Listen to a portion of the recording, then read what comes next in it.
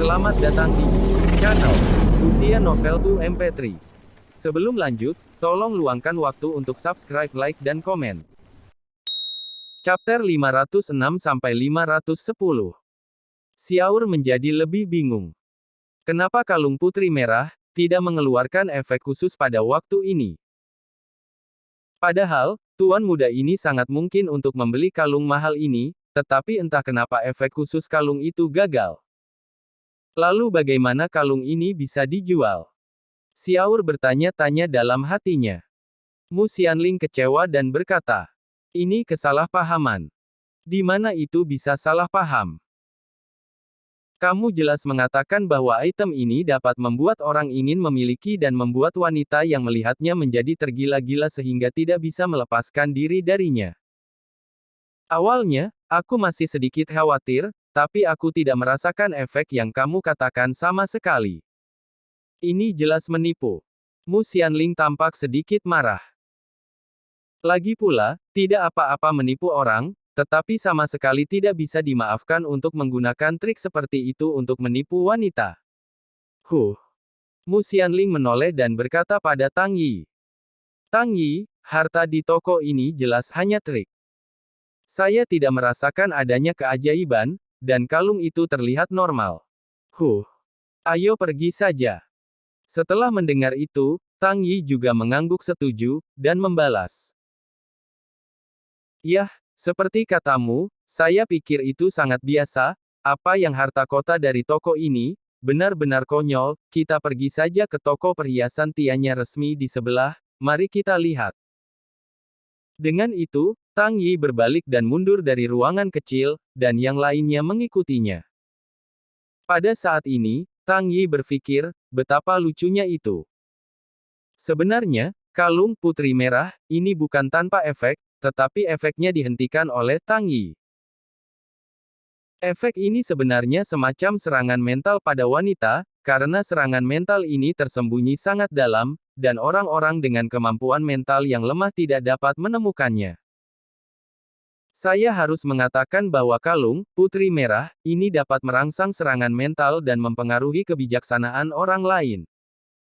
Pada titik ini, masih sangat baik. Jika Tang Yi tidak melihat esensinya, mungkin dia benar-benar ingin membelinya dan mempelajari satu atau dua.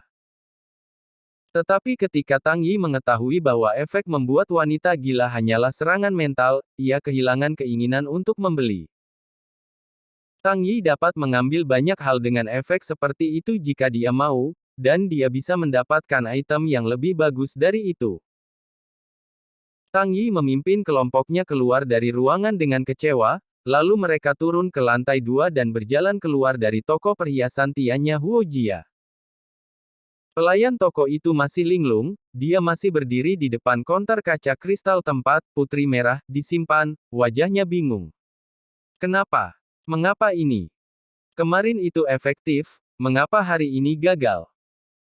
Bahkan jika itu karena hati mereka yang kuat untuk menolak efek putri merah, tetapi itu seharusnya tidak bisa ditentang oleh ketiga wanita itu. Apa kebenarannya? Dian Xiaoer masih bergumam, dia ragu, dan masih tidak percaya. Setelah kelompok Tang Yi meninggalkan toko perhiasan Tianya Huojia, pemuda Hua Gui dari keluarga Huo datang bersama Huo Wu. Pada saat ini, ketika dia melihat pemuda Hua Gui datang, dia berteriak. Huo Liu kecil, telah melihat Tuan Si Hua. Huo Si Hua melambaikan tangannya dan bertanya langsung. Jangan bicara omong kosong, bagaimana situasinya, di mana keindahannya? Si kecil telah mengawasi kelompok mereka. Mereka pertama kali memasuki toko perhiasan keluarga Huo kami, lalu berjalan-jalan keluar, dan sekarang memasuki toko Sifu, tampaknya mereka akan membeli beberapa perhiasan. Huo Liuqi melaporkan. Cerita bersambung di bawah ini. Oh, apakah kamu memasuki toko Huo kami? Huo Si Hua berpikir sejenak, lalu berjalan ke toko perhiasan Tianya Huojia. Awalnya, dia ingin sekali melihat betapa cantiknya keindahan itu, tetapi setelah mendengar laporan Huo Liu dan berpikir bahwa identitas kelompok Tang Yi mungkin sangat luar biasa, lagi pula dia juga tidak terburu-buru. Seperti kata pepatah lama, kenali dirimu dan kenali musuhmu, maka kamu akan menang di setiap pertempuran. Jika dia buru-buru menembak, mungkin saja itu akan sulit dan bahkan menyebabkan beberapa masalah. Meskipun keluarga Huo tidak takut akan masalah, tetapi tidak baik membiarkan keluarga Huo mendapat masalah tanpa alasan. Setelah Huo Xihua memasuki toko perhiasan Tianya Huo Jia, seorang pria paruh baya yang tampak seperti penjaga toko menyambutnya dan berkata sambil tersenyum. Tuan, apakah Anda di sini? Mengapa Anda bebas datang dan mengunjungi hari ini? Aku datang ke sini hari ini, aku bertanya kepadamu, barusan sekelompok orang datang ke toko untuk membeli perhiasan, ada sekitar 6 atau 7 orang dalam kelompok ini, dan salah satu dari mereka sangat cantik dan penuh keabadian. Anda tidak bisa melupakannya, dan grup ini dipimpin oleh seorang anak laki-laki berusia 16 tahun dan 17 tahun, Huo Xihua bertanya. Hah? Tampaknya memang ada kelompok seperti itu. Setelah mendengarkan deskripsi Huo Xihua, penjaga toko memikirkannya sebentar, dan kemudian berkata. Tampaknya kelompok orang ini disambut oleh Qian Er, saya akan membantu Tuan Muda untuk memanggil Qian Er. Dengan mengatakan itu, penjaga toko Huo pergi untuk memanggil Qian Er. Xiao Qian Er bergegas dan menyapa dengan hormat. Qian Er kecil, telah bertemu Tuan Muda. Benarkah tadi ada sekelompok orang yang Anda layani? Lalu apa yang mereka lihat dan beli setelah mereka masuk, dan ceritakan dengan hati-hati. Qian Er mulai menceritakan semua yang dia lakukan dengan kelompok Tang Yi. Setelah Huo Xihua mendengarkan, dia segera mengerutkan kening dan mengkonfirmasi. Artinya, mereka pergi ke toko Huo kami dan keluar tanpa membeli apapun, dan Anda membawanya ke lantai 2.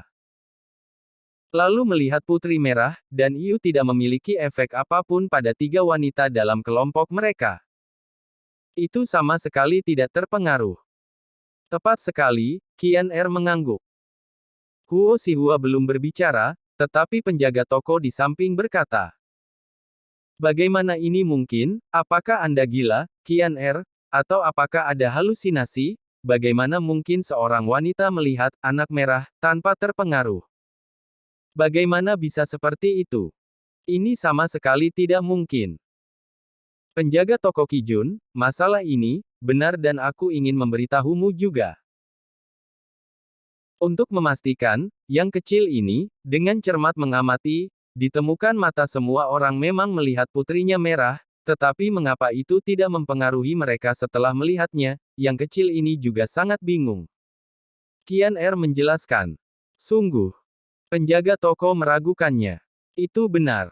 Qian Er mengangguk dengan sangat serius. Maka ini aneh, kata penjaga toko dengan tatapan bingung.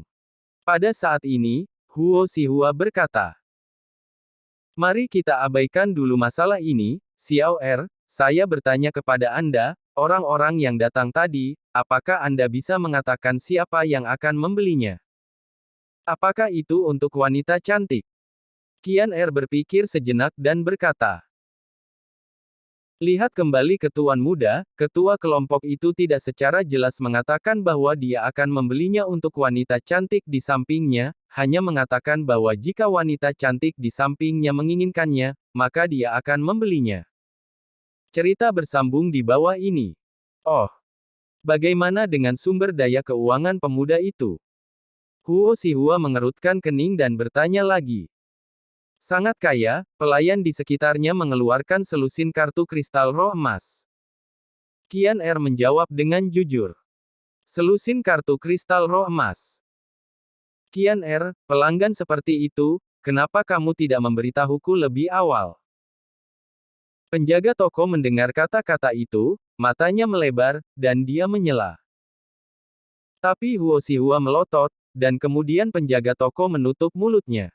Sangat kaya. Huo Xihua sedikit terkejut ketika dia mendengar narasi Qian Er. Selusin kartu kristal roh emas, ini bukan sumber daya keuangan yang orang biasa dapat miliki. Dari lusinan kartu kristal roh emas ini, dapat dilihat bahwa asal-usul pemuda ini benar-benar luar biasa. Jika tidak ada identitas, tidak akan ada sumber daya keuangan. Saya khawatir Sifu tidak dapat memberikan pemuda ini, atau mungkin, yang ini ada keluarga besar di belakangnya yang memiliki begitu banyak kartu emas. Kartu Golden Spirit Crystal, itu berarti tidak hanya kaya, tetapi juga identitas, status yang tinggi. Karena itu, asal-usul anak muda ini dan kelompoknya harus luar biasa. Huo Xihua suka bermain, tetapi itu bukan tanpa pikirannya. Setelah mendengar selusin kartu emas, ia tiba-tiba punya rencana untuk berhenti. Namun, karena kesombongannya, ia takut dipandang rendah oleh anak buahnya, dia tidak segera mundur. Selain itu, ini adalah kota Jingqi, dan kelompok itu berada di area keluarga penyuling mereka. Bagaimana dengan identitas pemuda itu? Bagaimana dengan asal-usulnya yang luar biasa? Selama melakukannya tanpa ada yang tahu, maka... Setelah berpikir sebentar, Huo Xihua bertanya lagi. Jadi, kekuatan apa penjaga di sekitar bocah itu? Kekuatan Xiao Er rendah, dan tidak bisa melihat kekuatan mereka sama sekali. Namun, ketika mereka berada di lantai 2, penjaga di belakang remaja melepaskan momentum mereka sendiri. Menurut penjaga keluarga Huo kami di lantai 2, penjaga di belakang remaja, kekuatan di atas mereka, setidaknya mencapai tingkat Raja Perang. Sangat kuat. Mendengar ini, wajah Huo Xihua murung lagi. Tidak mudah memiliki uang dan kekuatan. 4 pemain kuat di atas tingkat Raja Perang hanya menjadi penjaga pribadi, itu membuat rencana Huo Xihua diam-diam menghilang. Jika tidak mengirim tenaga manusia yang beberapa kali lebih kuat daripada Raja Perang, dia berpikir, dia tidak akan berani untuk mengambil kelompok ini diam-diam. Jika angin terungkap, maka garis keturunan remaja itu sangat luar biasa, saya khawatir akan ada konsekuensi yang sangat serius.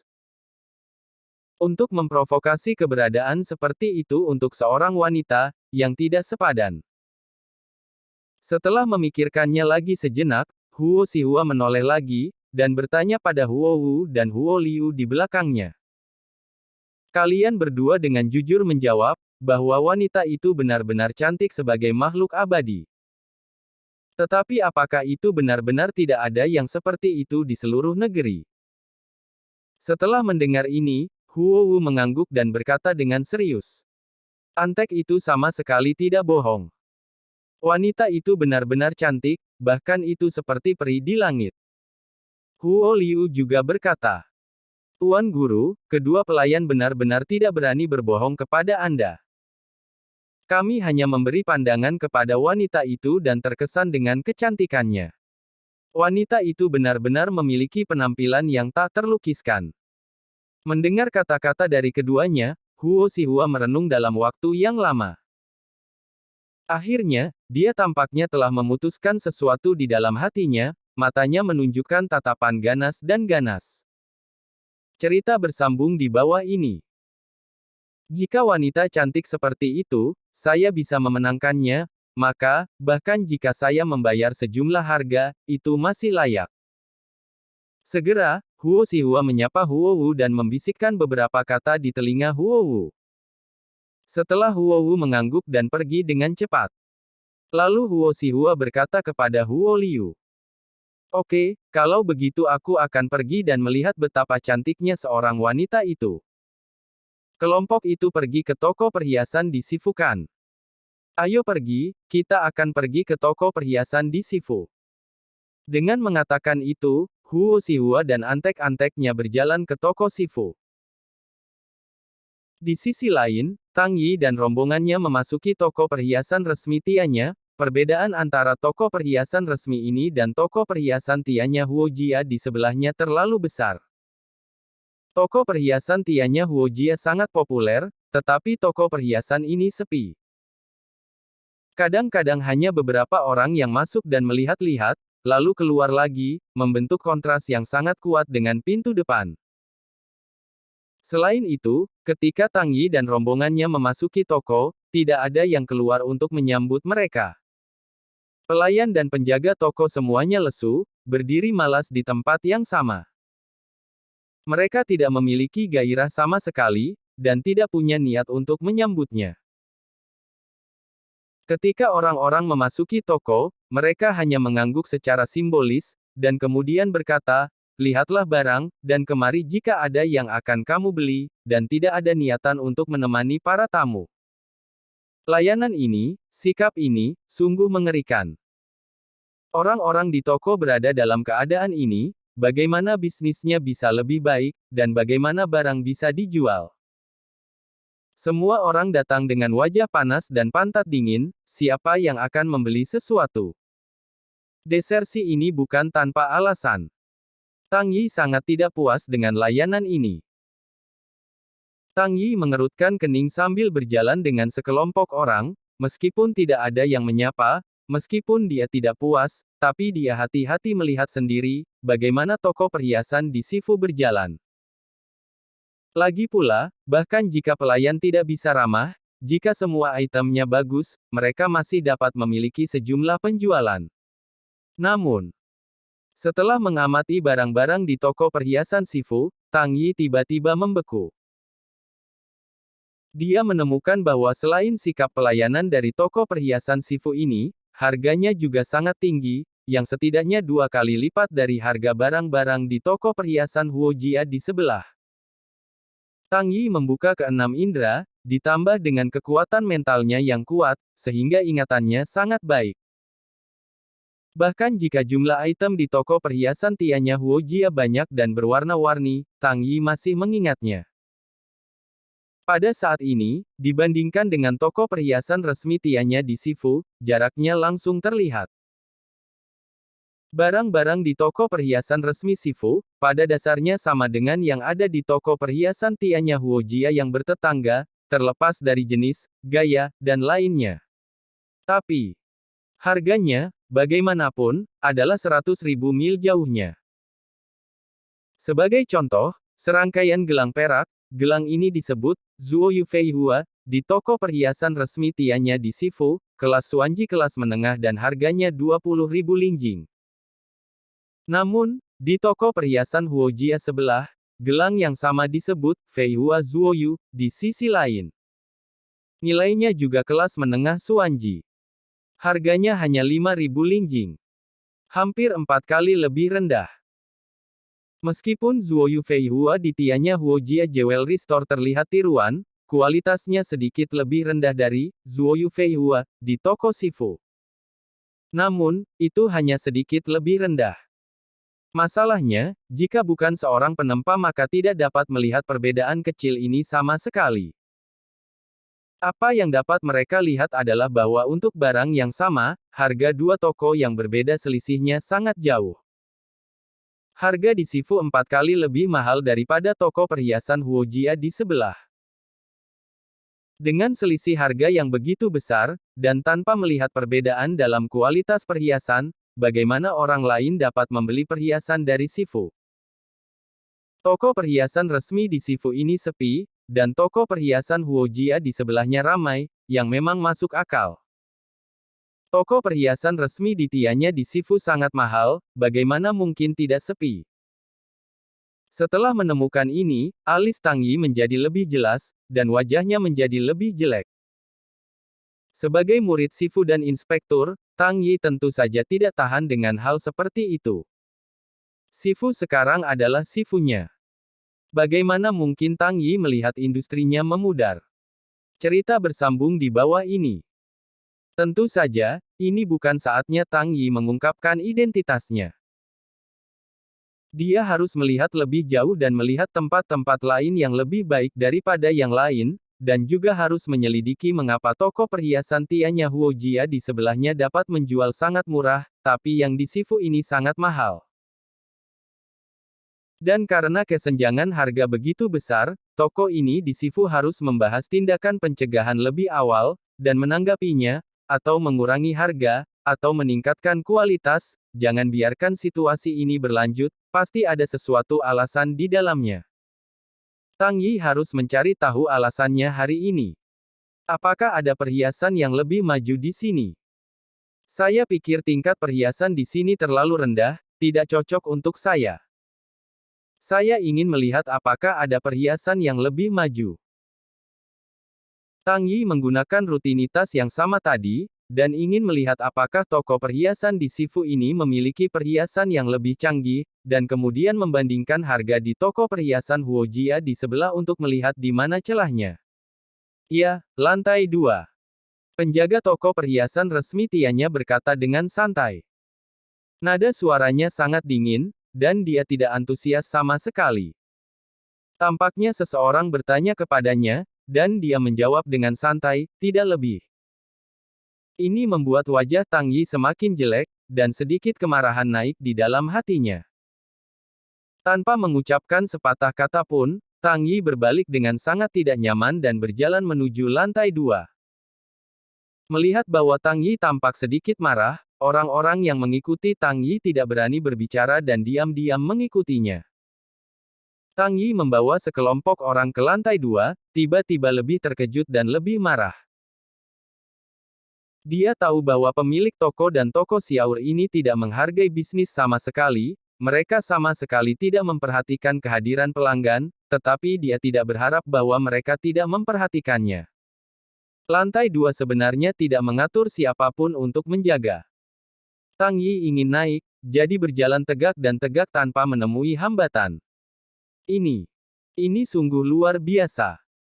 Bagaimana jika seseorang berkonspirasi dan ingin pergi ke lantai 2 untuk mengambil harta karun? Meskipun tidak terlalu mahal, bagaimanapun, itu juga beberapa item di atas permukaan tanah, dan memiliki nilai tertentu. 1 atau 2 potong dicuri dan dirampok. Ini kerugian besar bagi Sifu. Tapi, penjaga toko dan 2 pelayan tidak peduli sama sekali. Apakah ada yang terburu-buru untuk mencuri? Meskipun tidak ada yang berani memprovokasi West House di wilayah barat. Namun, mereka tidak melakukan penjagaan apapun. Ini membuat Tang Yi benar-benar kecewa. Tentu saja, ada juga bagian dari alasan untuk submaster kota Sifu. Setelah semua, orang-orang ini di toko perhiasan resmi Tianya, apakah mereka penjaga toko atau pelayan, mereka tidak memiliki kekuatan untuk memobilisasi yang kuat untuk menjaga lantai 2. Tetapi tuan dari pemerintah cabang tidak melakukan ini, jadi sepertinya tuan dari kantor cabang di kota Jingqi tampaknya tidak peduli dengan lantai 2 dari toko dan bisnis. Tidak heran bisnis Sifu di kota Jingqi telah memburuk dalam beberapa tahun terakhir. Tang Yi mendengus dingin dan berjalan menuju ruang pameran di lantai 2. Api yang luar biasa telah dimulai di dalam hatinya, dan dia sangat marah. Setelah naik ke lantai 2, Tang Yi melihat situasi di lantai 2. Tidak ada seorang pun, tidak ada tamu maupun pelayan menyambut. Hanya ada sepotong lampu merah atau biru atau hijau yang bersinar dari perhiasan. Dengan lantai 2 yang tampak sepi, itu terlihat seperti bangunan hantu, sangat menakutkan. Terlalu tidak bertanggung jawab. Dengan cara ini, Tang Yi dengan marah berjalan mengitari lantai 2 dengan Mu Xianling dan rumah bagian dalam Sifu, orang di toko perhiasan resmi Tianya ini tidak mengunjunginya sekalipun. Tidak ada yang datang untuk menyambut mereka dari awal sampai akhir, dan tidak ada yang khawatir apakah Tang Yi dan yang lainnya akan merampok di lantai 2.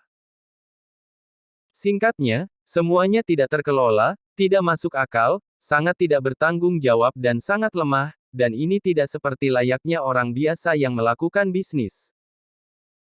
Orang-orang di toko perhiasan resmi di Tianya ini tidak melakukan apa-apa dan tidak bermaksud untuk menjual apapun. Itu terlalu tidak bertanggung jawab. Tang Yi pada dasarnya juga melihat perhiasan di lantai 2 toko perhiasan resmi Tianya. Mirip dengan apa yang dipikirkan Tang Yi, perhiasan di lantai 2 toko perhiasan resmi Tianya hampir sama dengan perhiasan di lantai 2 toko perhiasan Tianya Huojia. Satu-satunya perbedaan adalah harga. Hal yang paling penting adalah harta kota di toko orang lain, ditampilkan di kompartemen khusus, dan ada juga penjaga khusus. Para penjaga sangat ketat. Di Tianya, Sifu. Harta karun toko mereka dipajang di lobi di lantai 2, itu pun tidak dijaga, dan ditempatkan di meja kaca kristal di tengah lobi. Jika bukan karena 4 karakter, harta karun Zendian, yang ditulis di bawah pengenalan aksesoris, Tang Yi bahkan tidak bisa merasakan bahwa itu adalah harta Zendian, hanya saja itu adalah kelas atas yang sedikit lebih baik. Hanya perhiasan. Di mana perawatan yang dimiliki Zendian Bao-Bao. Terlalu santai, tidak memperhatikan sama sekali. Namun, harus dikatakan bahwa jika harta dari toko, Daughter Red, dari toko perhiasan Tianya Huojia tidak memiliki efek mental khusus, itu benar-benar tidak sebagus harta dari toko kota dari toko perhiasan resmi Tianya. Harta karun toko kota ini di toko perhiasan resmi Sifu Tianya, bernama Land Red, juga sebuah kalung. Meskipun tidak ada pengantar, Tang Yi masih dapat melihat informasi umum melalui teknik Tianyan. Kalung dan fungsi keseluruhan dan kualitasnya tidak diketahui seberapa jauh lebih baik daripada Putri Merah dari toko perhiasan Tianya Huojia. Harganya hanya 10% atau 20% dari Red Daughter. Ini juga satu-satunya barang di toko perhiasan resmi Tianya yang lebih murah daripada toko perhiasan Tianya Huojia. Selain itu, Luo Dihong, bahkan lebih baik daripada Daughter Red, dari toko perhiasan Tianya Huojia karena terlihat sangat indah. Lantai merah, ini juga merupakan kalung ruby, tetapi ruby yang digantung di rantai tidak semanis Putri Merah, warnanya tidak mencolok, dan tubuhnya tidak sebesar seperti Putri Merah. Cerita bersambung di bawah ini. Batu permata, lantai merah, hanya seukuran ibu jari, bersinar dan lembab, dan terlihat seperti sepotong batu giok hangat. Ada aliran mulia dalam permata, seolah setetes air mengalir di dalam, itu sangat indah, dan meskipun rantai itu perak, ia tidak memiliki perasaan mewah, tidak menyilaukan, tetapi sangat tertahan, penampilan keseluruhan sangat sederhana, terlihat ada kecantikan sederhana. Namun pada saat ini, Tang Yi tiba-tiba menemukan bahwa Mu Xianling tampaknya terpesona oleh benda indah yang tertahan dan rendah. Setelah melihat ini, kedua matanya benar-benar berbinar, seolah-olah itu adalah harta, dia sangat bersemangat, sepertinya sangat menyukai kalung ini. Melihat Mu Xianling terlihat seperti ini, Tang Yi tersenyum sedikit dan bertanya pada Mu Xianling. Apakah kamu suka? Baik. Mu Xianling menatap kalung itu dengan penuh semangat, dan mengangguk bodoh ketika dia tidak mendengar apapun dari Tang Yi, tetapi ketika dia pulih, dia buru-buru melambaikan tangannya. Tidak, aku tidak terlalu menyukainya. Tapi aku pikir kamu sangat menyukainya. Tang Yi tersenyum. Benarkah? Apakah aku sangat menyukainya? Tidak. Mu Xianling berpura-pura bodoh dan buru-buru membuang ekspresi barusan, dengan wajah lurus. Katakan suka jika kamu menyukainya, katakan tidak jika kamu tidak suka. Aku akan membelinya untukmu jika kamu suka, kata Tang Yi acuh tak acuh. Tapi, Mu Xianling agak ragu-ragu dan menunjuk ke harga kalung, lantai merah, di meja kaca kristal, dan mengatakan, ini sedikit mahal. Ada tulisan 3,5 juta lingjing di atasnya. Saya tidak mampu membelinya. Dan bahkan jika saya mampu membelinya, itu terlalu mahal. Agak mahal. Tang Yi mengangguk.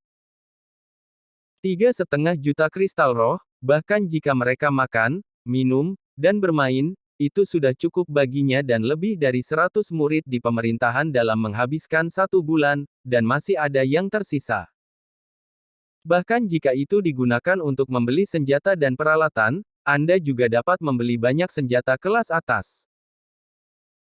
Namun, untuk membeli kalung, lantai merah, ini, itu hanya bisa membeli satu, dan harganya sudah meluap begitu banyak, benar-benar tidak sepadan. Tapi, untuk menyukai harta, tidak apa untuk menjadi mahal, kali ini wakil ketua juga mengalokasikan begitu banyak lingjing untuk Tang Yi digunakan, karena itu adalah Lingjing yang dialokasikan, ini bukankah untuk digunakan Tang Yi? Kenapa tidak menghabiskannya? Bahkan jika Tang Yi ingin menyimpannya, dia tidak bisa mendapatkannya.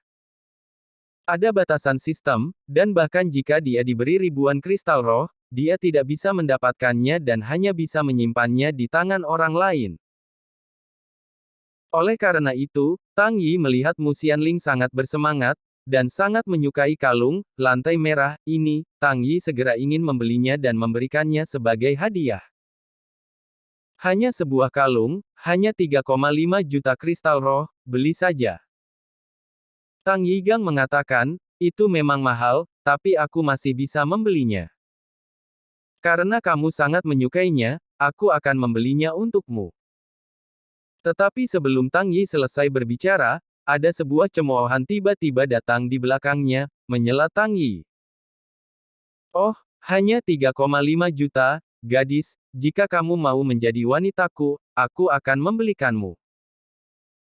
Di belakang Tang Yi, sekelompok orang berjalan perlahan, dan seorang pria muda berjalan di depannya dengan sedikit senyum sangat tampan.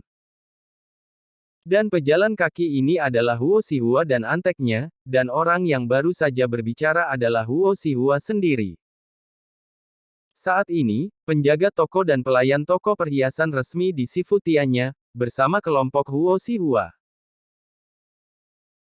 Sebelumnya Tang Yi pergi ke lantai 2, penjaga toko dan pelayan tidak peduli, tetapi ketika Huo Xihua datang, mereka semua pindah bersama, dan mereka tertawa bersama dengan wajah mereka, seolah-olah mereka adalah budak yang murah. Ini membuat Tang Yi mengerutkan kening, dan mulai bertanya-tanya apakah penjaga toko dan pelayan masih orang-orang Sifu. Di sisi lain, setelah Huo Xihua datang ke Tang Yi dengan sekelompok orang, dia mengabaikan Tang Yi dan langsung pergi ke Mu Xianling dan berkata, "Gadis, kalung merah ini, jika Anda menginginkan, saya, Tuan Muda Huo bersedia memberi gadis itu, 3,5 juta lingjing, bagi saya, itu hanya masalah sepele." Cerita bersambung di bawah ini. Tetapi, untuk mengatakan kepada gadis itu dengan jujur, kalung, lantai merah, ini terlalu jauh, tidak layak untuk temperamen gadis itu, aku pikir temperamen gadis itu lebih cocok untuk membawa kalung, putri merah, keluarga Huo kami, jika gadis itu mau, selama Anda menemani saya untuk makan, saya bisa memberikan harta kepada Anda, kalung, putri merah, itu akan membuat gadis itu terlihat lebih cantik. Apa pendapat Anda tentang itu? Aku ingin kamu memberiku kalung ini. Mendengar ini, Mu Xianling sedikit terkejut, dan bertanya dengan heran. Tepat. Huo Xihua mengangguk dengan murah hati. Sebenarnya, Huo Xihua sangat ragu sebelum naik ke lantai 2. Namun, setelah pergi ke lantai 2, Huo Xihua melihat penampilan Mu Xianling, semua keraguannya, tiba-tiba menghilang. Tadi ketika sampai di lantai 2, Huo Xihua terpana saat melihat Mu Xianling. Huo Xihua tidak menyangka bahwa wanita ini, seperti yang dikatakan Huo Liu, memiliki sikap mengalahkan negara dan kota, dan sangat cantik, dan dia juga seperti peri. Hampir saja, Huo Xihua mengeluarkan air liur dan menjadi jelek di depan semua orang. Untungnya, roh itu pulih, dan dia mengisap air liur kembali, sehingga tidak ada keburukan. Namun, bahkan setelah kembali ke Tuhan, setelah melihat Mu Xianling, dia masih penuh darah, dan tubuhnya panas dan tak tertahankan. Dia sekarang tidak hanya untuk memprovokasi Tang Yi dan partainya, tetapi juga untuk memprovokasi ketelitian, dan bahkan untuk menghilangkan Tang Yi dan timnya sepenuhnya, sehingga dapat menghilangkan masalah selamanya, sehingga tidak ada kekhawatiran. Dan keindahan yang membuat orang tergiur, ia dapat dengan kuat memahami, membiarkannya dengan bijaksana memeluk Huan-Huan di bawah selangkangannya. Apakah kamu dari toko perhiasan Huo Jia sebelah? Mu Xianling bertanya dengan suam-suam kuku. Mu Xianling sedikit mengernyit saat ini, dan melihat mata Huo Xihua sedikit bersinar, dan merasa sangat tidak nyaman. Dia tahu bahwa motif orang ini pasti tidak murni, jadi melangkah maju untuk berbicara, bahkan 3,5 juta perhiasan kristal roh bersedia memberikan, jelas bukan niat baik. Selain itu, poin terpenting adalah bahwa Tang Yi, yang paling dia pedulikan berada di sisinya. Jika perilaku orang ini membuat Tang Yi salah paham, itu akan buruk. Sekarang Mu Xianling memiliki hubungan dengan Tang Yi, dan dia sangat menghargainya, meskipun hubungan ini tidak dianggap serius oleh Tang Yi, Mu Xianling juga merasa sangat hangat dan manis, dan sangat menghargainya. Dan jika insiden ini menyebabkan Tang Yi salah paham, itu akan menyedihkan bagi Mu Xianling. Karena itu, ketika berbicara dengan Huo Xihua, Mu Xianling sangat suam-suam kuku dan tampak sangat sombong, seolah-olah dia memandang rendah Huo Xihua. Tentu saja, tampilan ini dibuat untuk Tang Yi. Mu Xianling ingin Tang Yi tahu bahwa selain dia, Mu Xianling tidak akan lagi bergaul dengan pria manapun, juga tidak akan membingungkan pria manapun dengan warna. Mendengar kata-kata Mu Xianling, Huo Xihua belum berbicara. Doglek Huo Liu Bian dengan bangga mengatakan, "Ya, tuan muda saya adalah orang dari toko perhiasan Tianya Huo Jia di sebelah, dan toko perhiasan Tianya Huo Jia ini, dibuka oleh tuan muda saya. Huo Liu." Huo Xihua memelototi Huo Liu Yi, seolah menyalahkannya karena banyak bicara. Pada titik ini, di mata orang luar yang tidak mendapat informasi, itu artinya Huo Liu Bi tidak mengatakan apa-apa lagi, tidak penting, jangan bicara. Tapi berapa tahun Huo Liu mengikuti Huo Xihua? Berapa banyak wanita yang berselingkuh untuk Huo Xihua? Bagaimana dia tidak bisa mengerti arti dari pandangan ini, dan bagaimana dia bisa menafsirkannya seperti orang lain? Dalam hal ini, dalam pikiran Huo Liu, interpretasi harus berarti, terus bertahan, tidak cukup. Huo Xihua ingin Huo Liu bertahan lagi, sehingga Huo Xihua dapat berbeda di depan Mu Xianling, sehingga Mu Xianling dapat memandang Huo Xihua secara berbeda. Bagaimana mungkin Huo Liu tidak tahu apa artinya mata ini? Dia benar-benar memahaminya. Tiba-tiba, tidak peduli apa yang dipikirkan orang lain, Huo Liu melanjutkan. "Gadis ini, kamu tahu keluarga Huo?